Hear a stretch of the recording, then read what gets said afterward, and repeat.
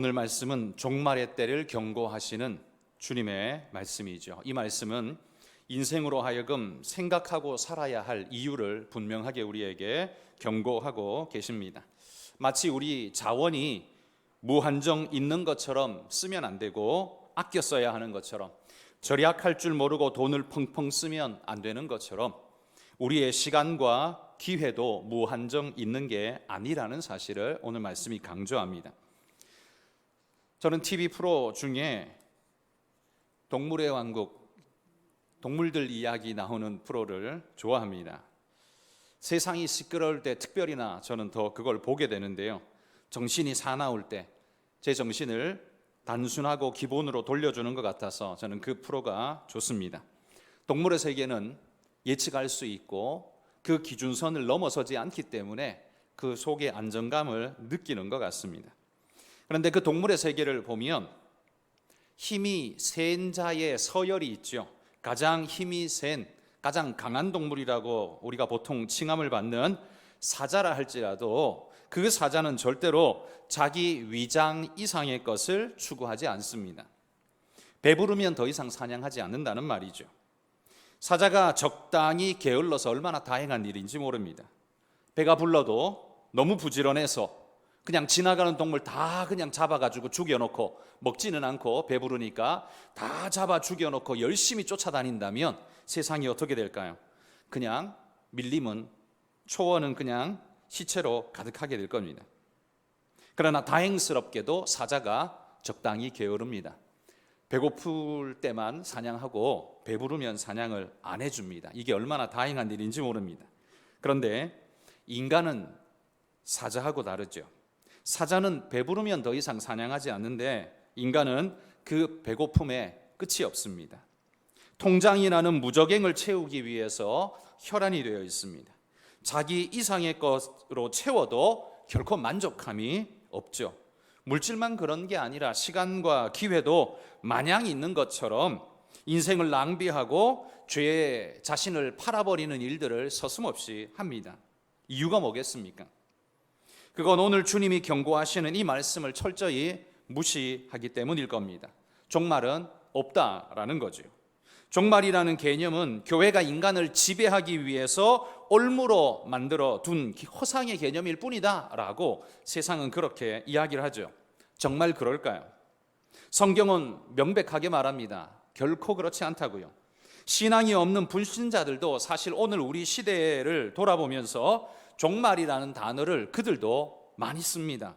자기들이 보기에도 이 세상이 정말 끝이 온 것 같다라는 느낌을 받거든요. 그러므로 여러분, 우리 예수님의 제자된 우리는 이런 때일수록 더욱 어떻게 살아야 할 것인가를 마음에 준비하고 오히려 이런 척박한 때, 종말의 때가 가까운 두려움의 시간이 다가오면 올수록 어찌 보면 전도하기 가장 좋은 기회가 왔다고 생각하고 우리 자신을 다듬고 말씀에 집중하는 삶을 우리가 살아야 할 것입니다. 오늘 말씀은 바로 그런 종말에 대한 경고를 우리에게 하고 있습니다. 주님이 하시는 종말에 대한 원론적인 대전제는 36절에 주님이 이렇게 말합니다. 그러나 그 날과 그 때는 아무도 모르나니 하늘의 천사들도 아들도 모르고 오직 아버지만 아시느니라. 이 36절의 포인트는 모르고에 있는 게 아니라 아버지만 아신다라는 데 포인트가 있습니다. 이건 주님도 모르고 천사도 모르는 이야기를 하고 싶은 게 아니라 마지막 때를 선언할 권한이 성부 하나님께 있다라는 사실을 강조한다는 말이죠. 오직 하나님만이 그 권한을 가지고 마지막 때를 정하실 수 있다는 말이에요. 날짜가 정해져 있는 게 아니라요, 하나님께서 이제 그만이라고 선언하시는 그때가 끝입니다. 그 선언을 누가 알겠습니까? 말씀하시는 하나님 외에 아무도 모른다는 이야기입니다. 그러므로 우리는 모르는 그때를 기다리면서 어떻게 오늘을 살아야 할 것인가, 바로 그걸 우리 삶에 새기면서 살아야 비그리스도인들이 그리스도인을 보면서 종말이라는 그 시간을 다시 한번 생각하게 될 것이며 어떻게 살 것인가에 대한 자기 옷깃을 여미는 그런 삶의 자세를 배울 수 있게 될 것입니다. 일단 세상이 말하는 종말, 우리가 생각하는 종말이라는 단어 속에 제일 먼저 우리 마음에 찾아 들어오는 감정은 두려움입니다. 언제 끝날지 모르니 뭘 할 수도 없고 안정감도 없습니다. 오직 종말에 대한 이 두려움만 가지고 산다면 우리는 아무것도 할 수 없고 공포에 질린 사람처럼 살 수밖에 없을 겁니다.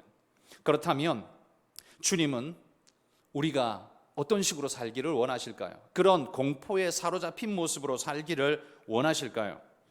결코 그렇지 않습니다. 주님이 바라는 종말을 준비하는 삶은 공포가 아닙니다.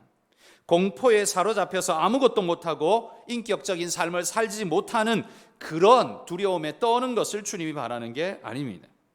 주님께서 종말을 경고하시는 이유는 공포가 아니라 경계태세를 가지고 살라, 준비하며 살라라는 데 포인트가 있습니다. 경계하며 준비하며 살려면 공포의 단계에 떨어지지 말아야 합니다.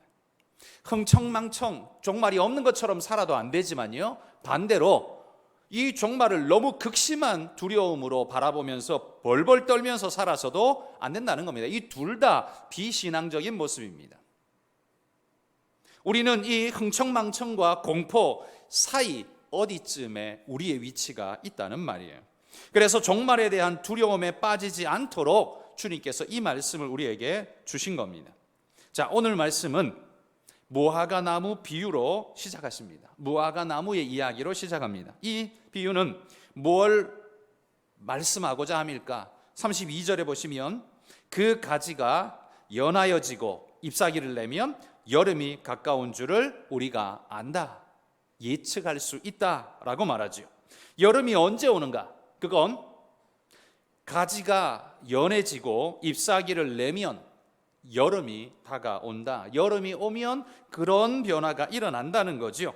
어떤 징조가 있다는 걸 자연 만물을 통해서 어느 정도 캐치할 수 있다는 겁니다. 마찬가지로 종말도 아무런 징조도 없이, 예견할 어떤 사인도 없이 갑작스럽게 벼락 내리듯이 그렇게 우리에게 뚝 떨어지는 게 아니라는 말입니다. 뭔가 낌새를 차릴 수 있도록 징조가 보인다는 말이에요. 그러므로 그 낌새를 알아차릴 수 있는 눈을 가지고 준비하며 맞이할 것을 우리에게 당부하고 계신 겁니다. 물론 우리는 몇 날 몇 시에 임하는지는 모릅니다. 그건 하나님의 유일한 고유의 뜻입니다.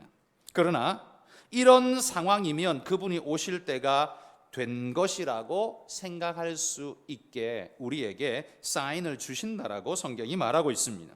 그런 생각이 들면 우리는 함부로 행하던 자세, 이제 그거 내려놓고 주님이 오실 때가 되었구나, 경계하는 마음으로, 두려운 마음으로, 주님을 경외하는 마음으로 옷깃을 여미며 함부로 행하지 않고 자신을 더욱 돌아보는 자세를 더욱 가져야 한다는 말이죠.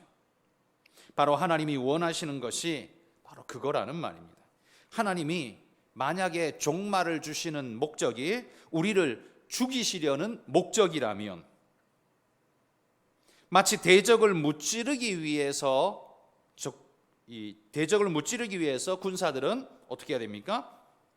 조용히 숨어 있다가 사자가 먹잇감을 덮치는 것처럼 조용히 있다가, 아무렇지 않게 있다가 급습을 해야만 이 모든 일들이 잘 이루어질 것입니다. 만약에 종말이 그런 식으로 임한다면 하나님은 우리에게 사인을 주지도 않을 것이며 오히려 일부러 숨길 것이며, 그래서 사람들이 갑작스럽게 죽음에 던져지도록 하나님이 의도적으로 그렇게 만드실 겁니다. 그러나 하나님이 계획하신 종말은 사람을 죽이기 위한 종말이 아니죠. 인간을 죽이려는 독기서린 눈빛으로 오는 종말이 아닙니다. 인생을 죽음과 파멸로 몰아넣으려는 게 아니라 오히려 죄가 인간을 죽음과 파멸로 몰아넣고 하나님 역사를 더럽히고 있는 그 죄의 역사를 끊고 사탄을 심판에 던져 넣는 마지막 때로 삼기 위해서 종말이라는 걸 사용하시는 겁니다.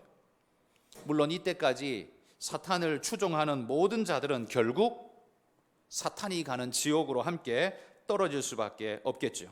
그러나 하나님은 당신이 창조한 인생들이 당신의 나라에 임하기를 간절히 바라시기 때문에 벼락치듯이 종말이 임하는 게 아니라요, 주님은 그 때를 우리로 하여금 어느 정도 감지하며 준비하게 하시고, 그 때를 모를지라도 언제나 하나님 앞에 준비된 모습으로 살라고 성령을 통해, 말씀을 통해 계속적으로 우리에게 말씀하고 계신다는 겁니다.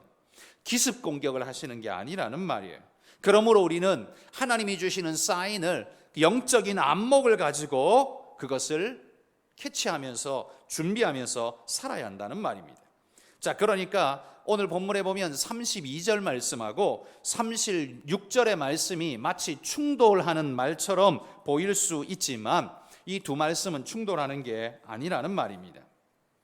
36절은요, 명백한 의미가 있는데요, 믿는 하나님의 자녀들은 영적인 안목을 가지고 그분의 오심을 맞을 준비를 하라고 하시는 말씀이 36절 이야기입니다. 이 종말은 모든 이들의 파멸을 목적으로 오는 게 아니라는 말이에요.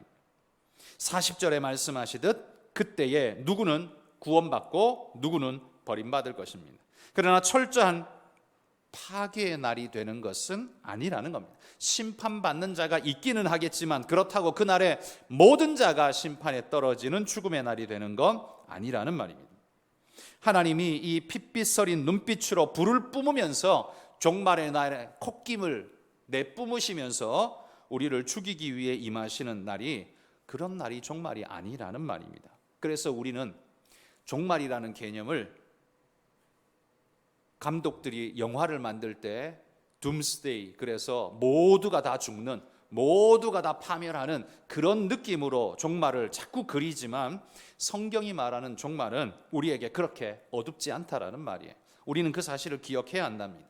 그래서 우리는 두려움과 공포로 종말을 맞이하는 게 아니라 신부가 신랑을 기다리듯 그날을 맞이하라고 성경이 일러주고 있다는 겁니다. 그러므로 그리스도인의 진정한 종말관과 종말의 자세는 세상이 영화에서 보여주는 종말관에 흡수되어서는 안 됩니다. 우리는 말씀이 우리에게 전해주는 그 종말관을 바르게 가지고 그때를 기다리고 맞이할 수 있어야 합니다. 그러면 그때를 우리는 어떻게 맞이해야 됩니까? 지금 우리는 그 날이 언제인지 모릅니다만, 어찌 보면 막연하게 기다려야 합니다만, 주님은 우리에게 사인을 주신다고 했고, 그때가 가까울수록 더욱 성령의 역사는 우리 안에 함께 할 것이며, 그러므로 우리에게 멀지 않다, 갑작스럽지 않다, 이렇게 성경이 말하는 겁니다. 그래서 그 마지막 때를 우리더러 어떻게 준비하라고 말하는 겁니까? 42절이 오늘 본문의 핵심 구절입니다. 그러므로 깨어 있으라. 주님이 원하시는 건 바로 이것이죠. 우리가 깨어 있으면 주님이 언제 오시든 문제될 것이 하나도 없습니다. 그런데 오늘날 우리 그리스도인들, 우리 자신의 모습을 한번 여러분 돌아보십시다. 요즘 우리 그리스도인들의 모습을 보고 있노라면 종말을 모르는 그리스도인 없고 재림이라는 단어를 안 들어본 그리스도인은 없을진데, 그 그리스도인들의 삶의 모습을 보노라면 깨어있는 것이 맞는가? 영적으로 완전히 푹 잠들어서 세상에 푹 익어 있는 것 아닌가라는 의구심이 드는 이들이 굉장히 많습니다. 교회를 통해서 말씀을 들어서 알기는 아는데 사는 모습을 보면 전혀 그날을 준비하고 기다리고 있는 자의 모습이라고는 전혀 생각되지 않는, 세상에 완전히 푹 빠져서 함몰되어 있는 그런 사람의 모습을 우리는 너무 많이 봅니다. 그래서 걱정스럽습니다. 물론 나 자신도 종말을 정말 잘 준비하는가에 대해 두려운 마음이 있습니다만, 우리 스스로 우리 성도들의 모습을 옆으로 돌아보자면 정말 우리의 자녀들은 여기에 깨어 있는가라고 할 때 두려운 마음이 훨씬 더 많이 앞선다는 말입니다. 세상은 우리로 하여금요, 깨어있지 못하도록 하기 위해서 어떤 방편을 쓰는가? 세상을 바쁘게 돌립니다. 해야 할 일과 더 높은 목표를 세워놓고 그쪽으로 우리를 몰아붙입니다. 그래야 다른 생각을 못하기 때문이죠. 그 다른 생각이 어떤 겁니까? 종말에 대한 생각, 준비하는 생각, 그런 마음가짐 말입니다. 주님이 말씀하신 종말의 생각을 머릿속에서 아예 지워버리고 생각지도 못하도록 하기 위해서 세상은, 사탄은 우리를 자꾸만 분주하고 바쁨 속으로 밀어넣고 생각 못하게 만든다는 말이지. 여름이 가까우면 가지가 연하여지고 잎사귀를 낸다고 했는데 일이 너무 바쁘면 가지가 연해지는지 잎사귀가 나는지도 보지 못하고 땅만 파고 있는 농부처럼 되어버릴 수 있다는 겁니다. 이게 문제죠. 사인을 줘도 사인을 못 볼 수 있다는 겁니다. 왜? 분주하고 바쁨에 사로잡혀버리면 하나님이 사인을 안 주셔서가 아니라 사인을 줘도 못 보는 일들이 벌어질 수 있다는 겁니다. 그러므로 여러분, 우리는 주님이 주시는 사인을 못 볼 정도로 바빠서는 안 됩니다. 그게 잘 사는 게 절대 아닙니다. 바쁘게 살고 열심히 사는 건 좋은 일이기는 하지만, 그러나 여러분, 주님이 주시는 사인조차 못 볼 만큼 그렇게 세상에 푹 빠져가지고 앞도 뒤도 못 가리고 그렇게 살면 그건 잘 사는 게 결코 아니라는 말이에요. 차곡차곡 저축을 해서 집도 장만하고 자식들에게 나중에 물려줄 만한 유산이 어느 정도 있다, 기쁘고 감사한 일이지만 그것 때문에 주님이 우리에게 보여주신 사인을 전혀 못 보고 내가 지나왔고 종말을 맞이했다면, 여러분, 하나님 앞에 섰을 때 이게 얼마나 한탄스러울까를 한번 생각해 보십시오. 백날 그거 준비하면 뭐합니까? 마지막 종말의 때 하나님이 우리를 부르시면 그거 다 내려놓고 그거 다 없어지고 주님 앞에 서게 될 텐데, 그거 열심히 준비한 것이 아무것도 아닐 텐데, 내가 이 땅에 역사가 진행되는 동안만 그게 유효할 텐데, 하나님의 오심은 그 모든 역사의 마무리, 종지부인데 그게 무슨 의미가 있냐라는 말이죠.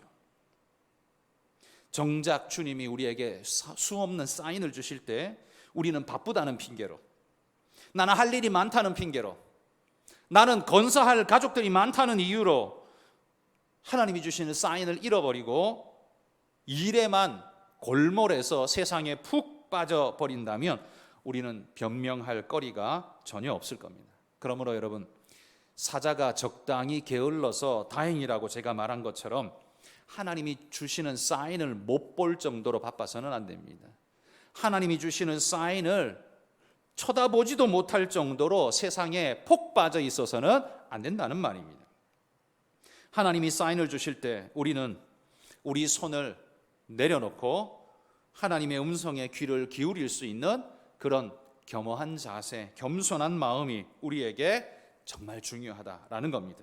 그건 하나님의 말씀이 농사보다 귀중하다, 삶의 모든 재반, 걸 만드는 일들보다 더 중요하다는 사실을 우리 성도들은 잊지 말아야 할 것입니다. 여러분, 유명한 화가 밀레가 그린 만종이라는 그림을 아시죠? 우리 그림을 좀 한번 띄워줘 보시겠습니까? 밀레가 그린 만종이라는 그림을 볼 때마다 뭔가 노을진 저녁녘에 모든 수고를 내려놓고 얼마나 분주하게 하루를 보냈을까요? 허리가 끊어질 듯이 아플지 모르겠습니다.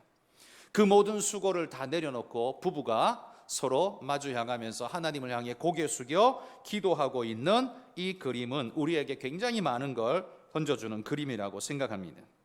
이 그림이야말로 저는 종말을 준비하는 그리스도인의 삶을 정확하게 보여주는 그림이라는 생각이 듭니다. 이 두 사람, 이 부부는 삶의 최선을 다해 성실하게 살아간 부부였음이 틀림없습니다. 왜? 밭에서 저녁을 맞고 있잖아요. 편안하게 어디서 뒹굴고 있는 게 아닙니다. 하루 종일 일하고 그 밭에서, 일터에서 저녁을 맞고 있습니다. 옆에 보면 그게 삽인지 곡괭인지는 모르지만 남편 옆에 꽂혀 있습니다. 아내 옆에는 수레 같은 것이 놓여 있습니다. 그래서 그들이 지금까지, 바로 직전까지 열심히 일하고 있었다는 사인을 우리에게 보여줍니다. 그런데 해저물역에 교회의 종소리가 울려 퍼집니다. 교회의 종소리가 울려 퍼지자 이 부부는 힘써 일하던 손을 내려놓고, 장구들을 다 내려놓고 손을 모으고 하나님을 향해 겸허하게 기도하고 있습니다. 저는 이게 바로 그리스도인의 종말론적 삶이라고 생각합니다. 종말론적 삶이라고 해서요, 재산 다 팔고 직장 퇴사하고 산속 기도원에 들어가서 맨날 예배하는 삶, 여러분, 이건 성경이 말하는 종말론이 아니고요, 이단들이 만들어낸 잘못된 종말론이에요.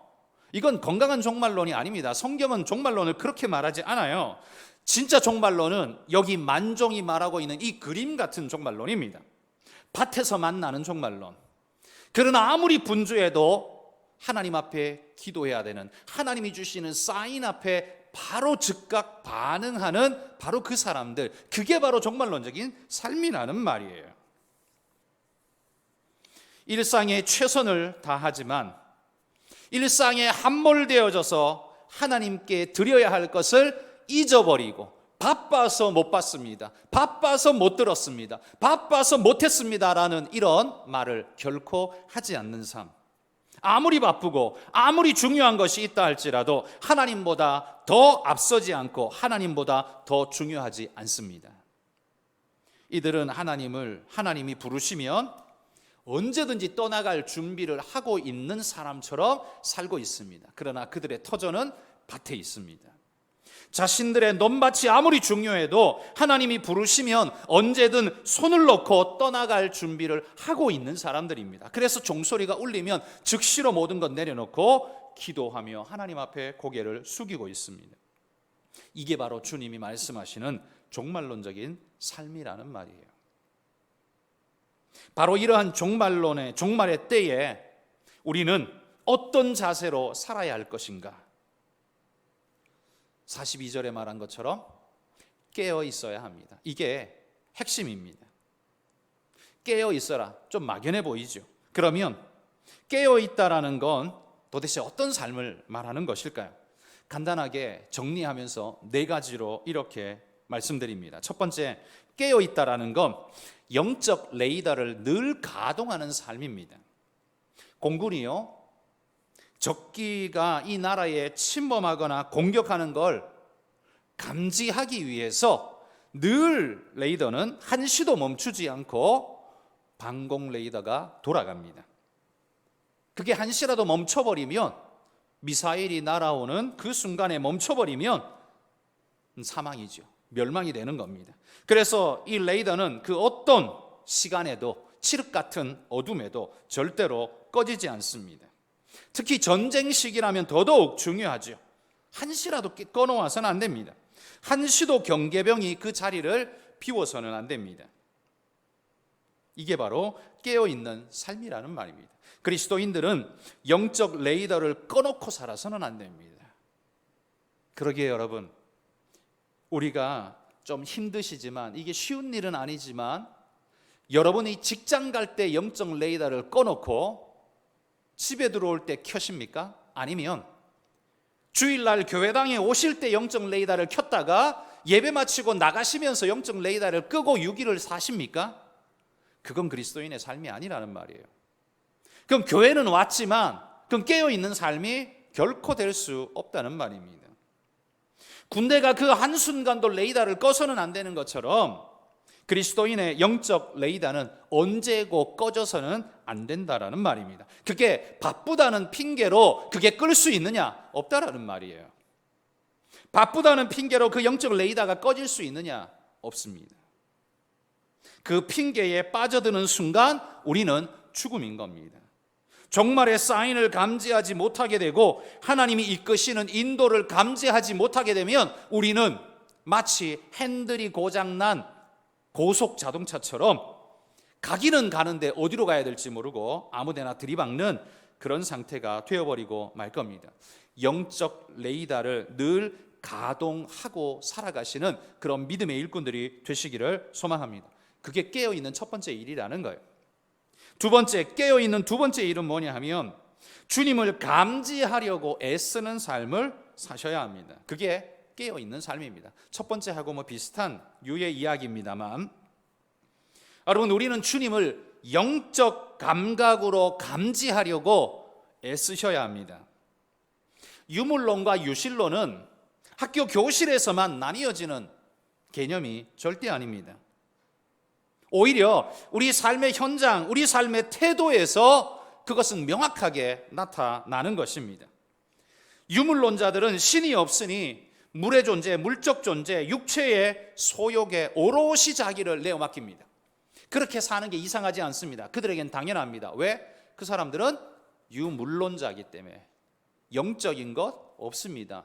물질적 존재가 전부라고 생각하기 때문에 그렇게 사는 게 당연해요. 그런데 정작 유신론자라고 말하는 그리스도인이 유물론자처럼 그렇게 물질에만 올인하면서 살아가면 뭡니까? 교회에서는 유신론이지만 나가면 유물론으로 사는 거죠. 껍데기는 유신론인데 알맹이는 사실 정작 알맹이는 유물론으로 사는 사람이라는 거예요. 교회는 30년 40년 다녔는데 정작 그 사람의 정신은 다윈의 후손이라는 말이죠. 여러분, 그 사람이 구원받을 수 있을까요? 그 사람에게 하나님은 어떤 의미일까요? 그 사람에게 신앙이라는 것 도대체 어떤 가치를 가지고 있을까요? 그 사람은 주님의 메시지를 감지할 수 있을까요? 못할 겁니다.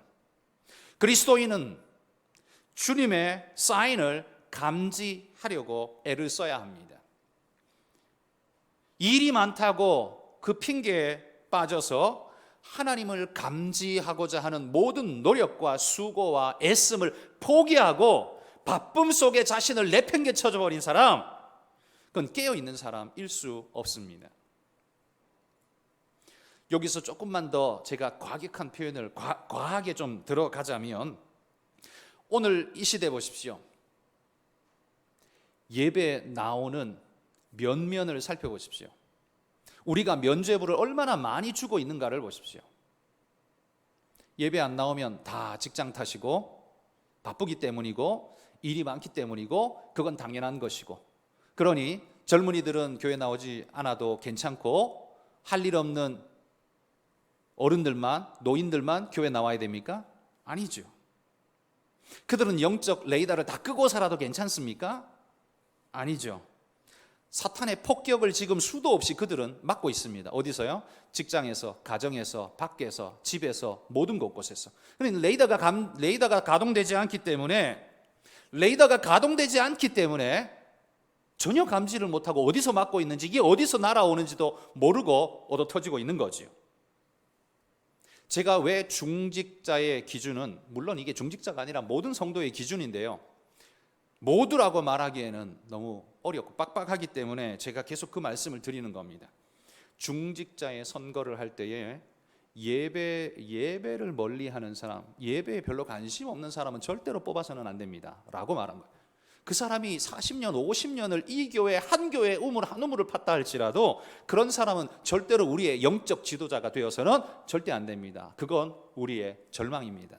왜? 레이더를 늘 끄고 사는 사람이, 그 사람이 백날 이 교회를 다녔어도 늘 레이더를 끄고 사는 사람이 우리의 지도자가 돼서 되겠습니까? 가능하겠습니까? 우리 맡겨도 될 것 같습니까? 안 된다는 거죠. 젊은이들이 교회 안 나와도 아무도 탓하지 않습니다. 다 뭐라고 말해요? 바쁘시죠. 바쁘죠. 7시 반 예배 맞춰 나오는 거 굉장히 어렵습니다. 인정합니다, 저도.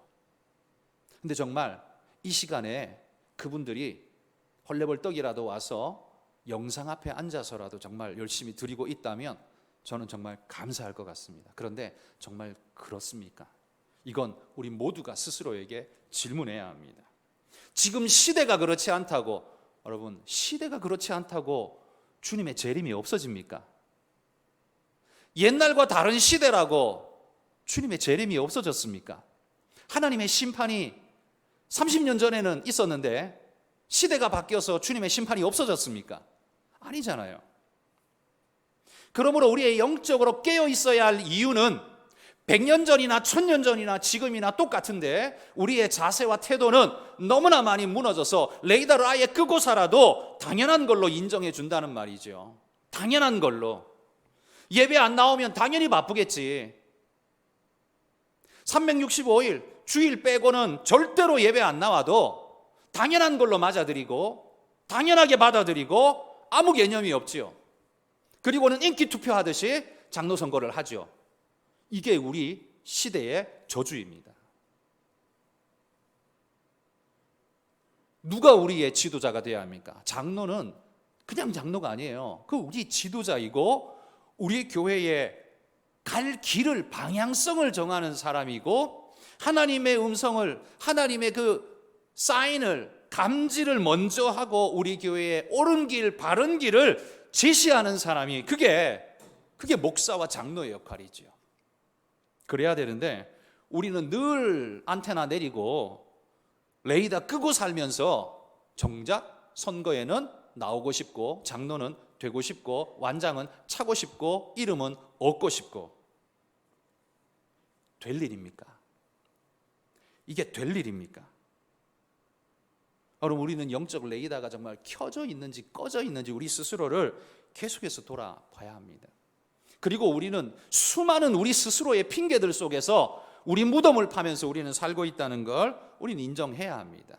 바쁘다는 핑계, 시대가 바뀌었다는 핑계, 어떻다는 핑계, 수많은 핑계 속에 우리는 자기 자신을 감춰두고서 레이더를 꺼도 그것 때문에 괜찮고, 주님을 감지 못해도 그것 때문에 괜찮고, 그런 식으로 지금 살아가고 있다면, 여기 42절에 말하고 있는 깨어있으라, 그러므로 깨어있으라 라는 말씀과는 전혀 딴판의 삶을 우리는 살고 있다는 거지요.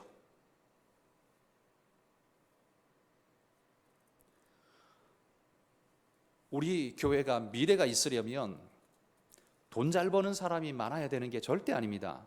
우리 교회는 옛날에 어떤지 제가 이전에는 저는 모릅니다. 그러나 제가 보건대 우리 교회 그렇게 대단히 돈 잘 버는 분, 대단한 분, 사회적 명성과 저명한 분 뭐 별로 없었던 것 같아요. 그래도 건강하게 여기까지 나왔던 건 물질이 우리를 지배한 게 아니기 때문이죠. 하나님의 거룩한 말씀과 영성이 우리를 지배했기 때문에 우리가 여기까지 이렇게 건강하게 나올 수 있었던 거지요. 자, 그런데 과거에서 현재까지는 잘 왔는데요, 현재에서 미래까지는 이건 누가 바톤을 이어받아 달려야 합니까? 우리의 자녀들이, 우리의 다음 세대들이 짊어지고 바톤을 받아야 되는데, 릴레이를 하는데 다음 주자가 오지를 않아요. 열심히 뛰었는데 전해줘야 되는데 이게 없어요. 그럼 어떻게 됩니까?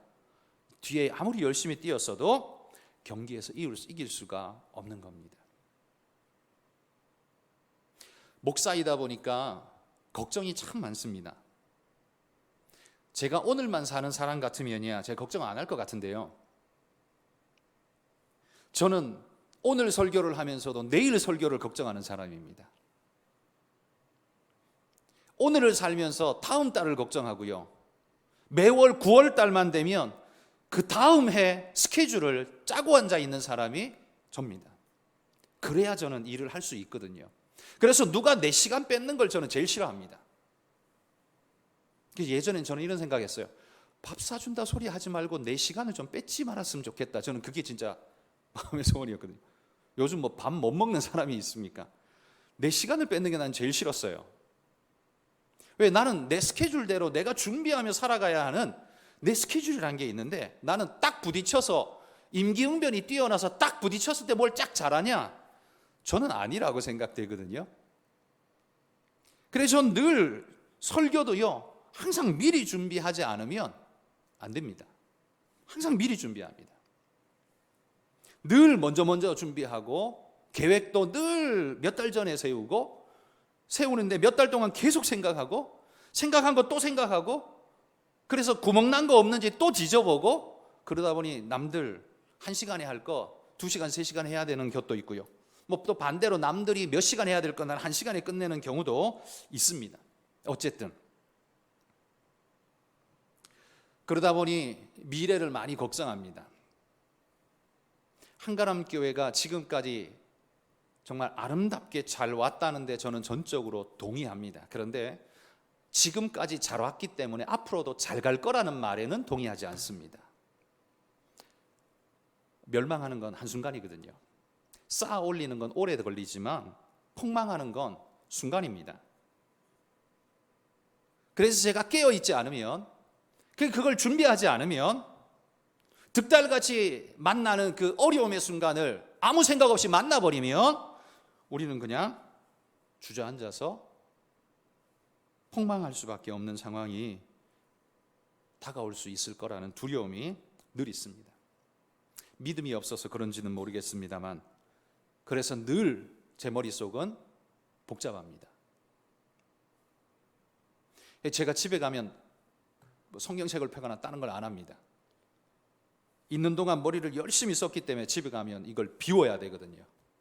머리를 비워야만 그 다음에 이게 구동이 가능하기 때문에 집에 가서도 뭘 하는 거 잘 안 합니다. 그리고 집에는 집의 일이 있기 때문에 가능하면 안 하려고 합니다.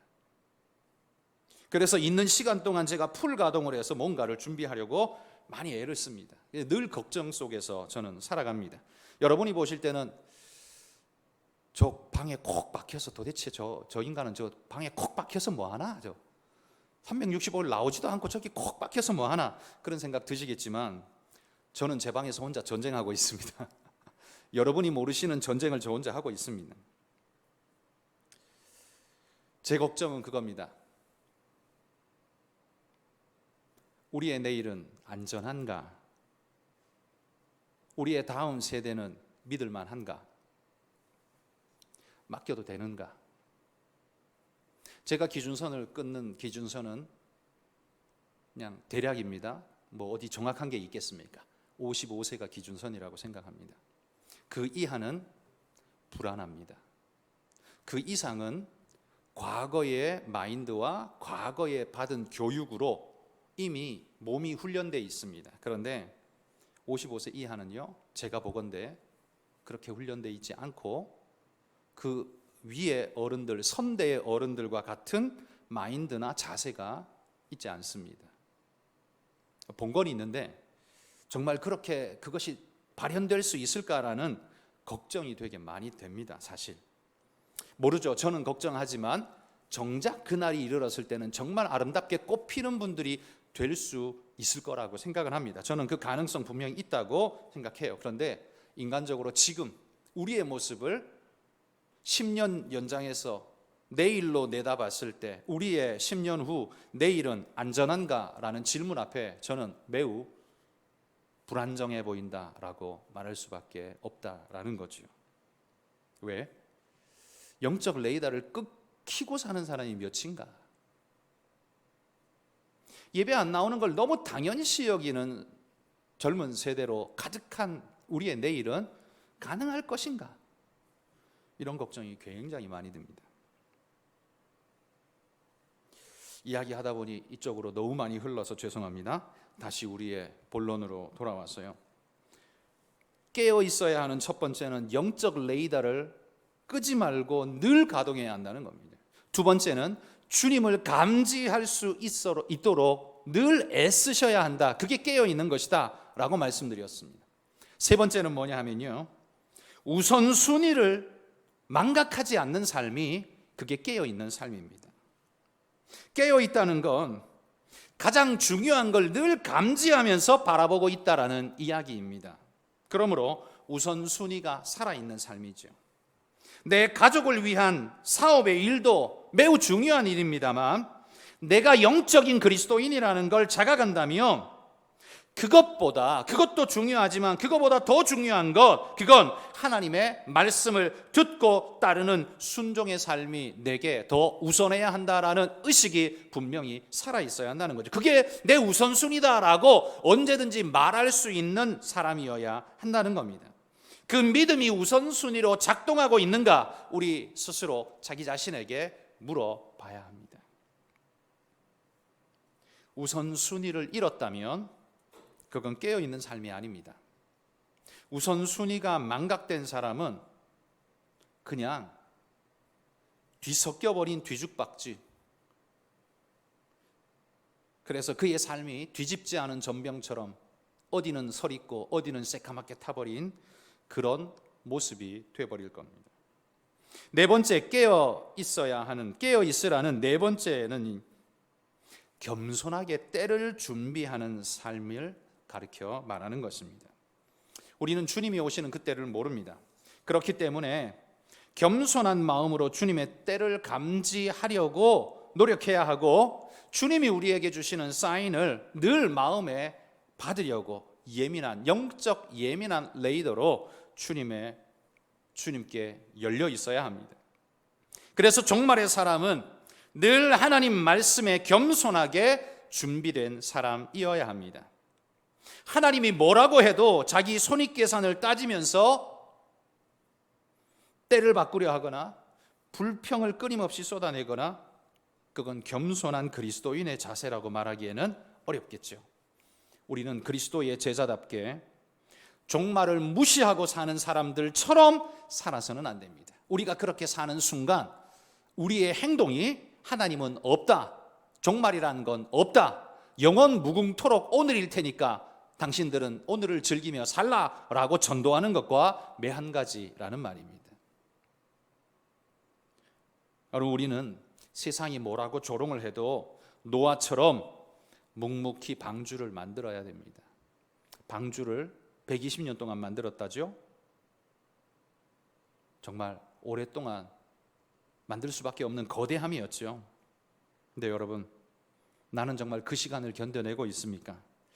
그 시간 동안 찾아오는 조롱과 모욕을 견뎌내고 있습니까?